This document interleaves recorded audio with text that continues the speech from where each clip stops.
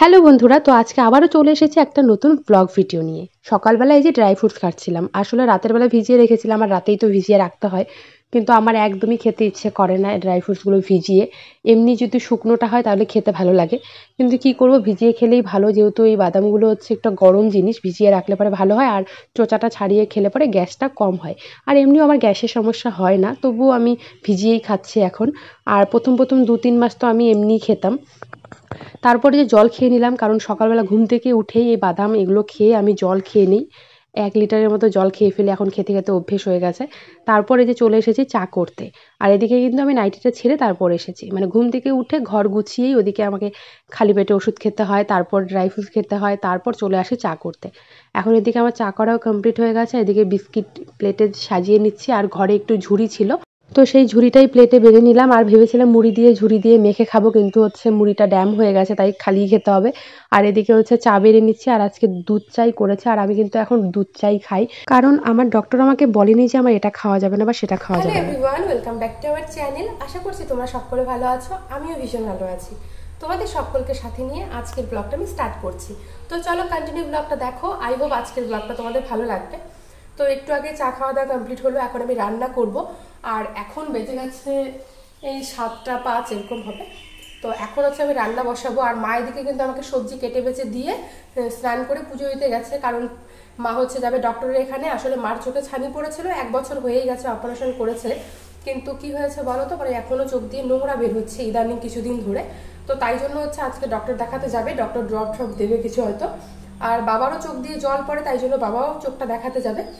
তাই সকাল সকাল রান্নাটা করে ফেলতে হবে, 10টার মধ্যে ওরা বেরিয়ে পড়বে। তো মা এখানে হচ্ছে কচুরলতি আমাকে কেটে দিয়ে গেছে, কচুরলতিটা হবে। আর হচ্ছে করবো হচ্ছে ছোট আলু দিয়ে মাছের ডিম, আর হচ্ছে জাপানি পুটির সবজি, যেটা কালকে তোমাদের দাদাভাই এনেছিল, কালকের একটা ব্লগে আমি শেয়ারও করেছি। তো সেটাই অর্ধেক রয়ে গেছে, অর্ধেক মাছ রান্না করেছিলাম, অর্ধেক মাছ আছে। আর অর্ধেক মাছের ডিমের বড়া করেছিলাম কালকে, আর আজকে অর্ধেক মাছের ডিম দিয়ে তরকারি করবো। তো চলো ঝটপট রান্নাটা করে নিই, না হলে অনেকটা দেরি হয়ে যাবে। আর তোমরা ব্লগটা কন্টিনিউ দেখতে থাকো। আর এদিকে আমি হচ্ছে এই যে দেখো ছোট আলু দিয়ে তরকারি হবে, তো এই যে দেখো ছোট আলু দিয়ে তরকারি হবে, ছোট আলুটা এদিকে সেদ্ধ বসিয়ে দিয়েছি। আর এখন ভাতের জলটা এক সাইডে বসিয়ে দেবো, তাহলে তাড়াতাড়ি হয়ে যাবে। আর লতিটা তো তাড়াতাড়ি হয়ে যায়। আর আমার না, মানে কি বলবো, সত্যি কথা, মাছ মাংসের থেকে মানে কচুরলতি, তারপর ঢ্যাঁড়স, এইসব জিনিস খেতে না বেশি ভালো লাগে। সবারই প্রিয় থাকে মাছ মাংস, বাট আমার না এইসব জিনিস খুব ভালো লাগে খেতে। মানে এগুলো হলে আমি মানে বেশি ভাত খাবো, মাছ মাংসের থেকেও বেশি ভাত খেতে পারবো এরকম। সেই মানে মানে কি বলবো আমি, এই কথাটা অনেকেই বিশ্বাস করবে না, কিন্তু এটাই সত্যি। আমার না মাছ মাংস খেতে অতটা ভালো লাগে না, মানে আগের থেকেই। মানে কচুরলতি হবে, ঢ্যাঁড়স হবে, এগুলো জিনিস দিয়ে আমি যতটুকু ভাত খেতে পারবো বা যতটা আমার মুখে টেস্টি লাগে, মাছ মাংস অতটা লাগে না। তো চলো আর বক বক করছি না, দেখতে থাকো। তো এই যে এদিকে হচ্ছে আলুটা সেদ্ধ করে নিয়েছিলাম, তো ওটা দিয়ে আমি এখন তরকারি করছি। মাছ আর মাছের ডিম দুটো দিয়ে একসঙ্গেই তরকারিটা করে ফেলবো, কারণ আমার শাশুড়িমা বললো যে একসঙ্গেই করে ফেলো, আর সেরকম একটা ঝামেলা নিতে হবে না। তাই জন্য এই যে ছোটো মাছ, তারপর মাছ, মাছের ডিম সব দিয়ে একসঙ্গেই সবজিটা করে ফেলাম। আর দারুণ হয়েছিল খেতে, আর বেটে বেটে রান্না করলে টেস্টি হয়। দেখো না এদিকে একটু, সেই সুন্দর লাগতেছে চকলেট বয়। হ্যাঁ, আইফোন কিনে দেবা কবে? 14 তারিখ। 14 তারিখ? 14 তারিখ কি আছে?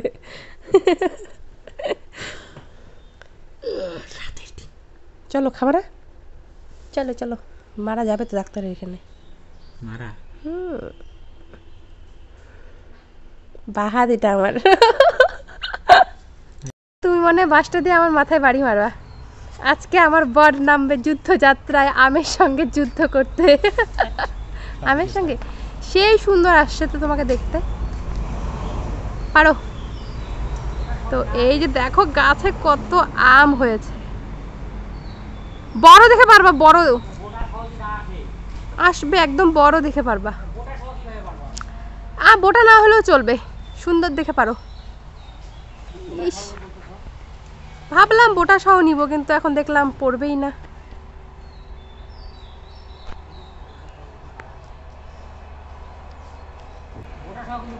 ঠিক আছে, কিন্তু আমটা ফাইটে যাবে না।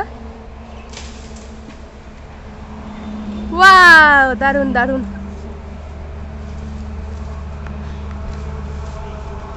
দেখি কত বড় দাও, এত বড় হবে, একটাই হবে, আমি একটাই খেতে পারি না। তো বন্ধুরা দেখো আমাদের গাছের আম কত বড় হয়েছে কিন্তু কাঁচা। এই যে স্নান ধান হয়ে যাওয়ার পর দুপুরবেলা বরকে বললাম একটা আম পেড়ে দিতে, সেই আমটাই এখন কাটছে। আর এতটা পরিমাণে টক কি বলবো, আর আমি টক তো একদমই খেতে পারি না। আর এই ভিডিওটা আমি মিনি ব্লগে তোমাদের সঙ্গে শেয়ারও করেছি।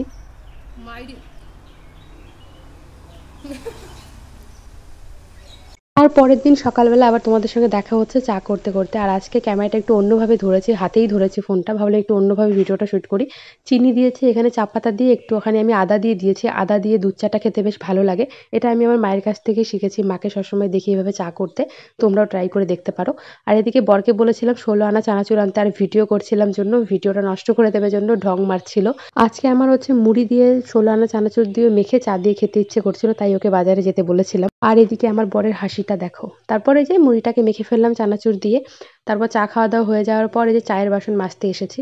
আর ভিডিওটা হয়তো অনেকটাই ছোট হয়ে গেছে, কারণ এখন তোমাদের সঙ্গে আমি সেরকম কোনো ব্লগই শেয়ার করতে পারছি না। কারণ এখন না আমার সারাদিন কোনো কাজই নেই, জানো তো, টুকটাক কাজকর্ম করে বসে থাকি, তার মধ্যে দিয়ে যেটুকু পারি তোমাদের সঙ্গে ভিডিও মানে শেয়ার করি।